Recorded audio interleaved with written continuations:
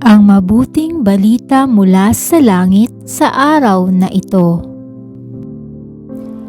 Alleluia, Alleluia!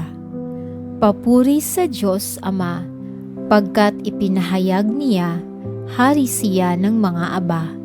Alleluia, Alleluia!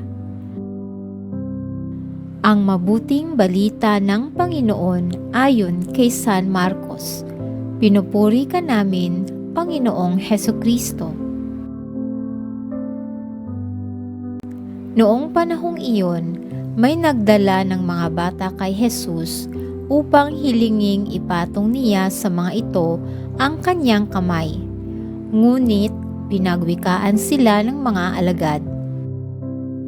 Nagalit si Jesus nang makita ito at sinabi sa kanila, "Pabayaan ninyong lumapit sa akin ang mga bata.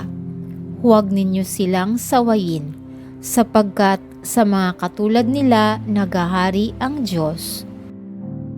Ito ang tandaan ninyo, ang sinumang hindi tumatanggap sa paghahari ng Diyos tulad ng isang maliit na bata ay hindi mapapabilang sa mga pinaghaharian niya." At kinalong ni Jesus ang mga bata. Ipinatong ang kanyang mga kamay sa kanila at pinagpala sila.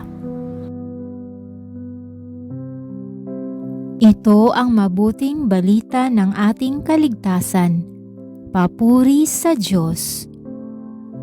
Maraming salamat po sa inyong tulong na maipalaganap ang mabuting balita ng Poong Jesus sa lahat ng mga Pilipino sa buong mundo.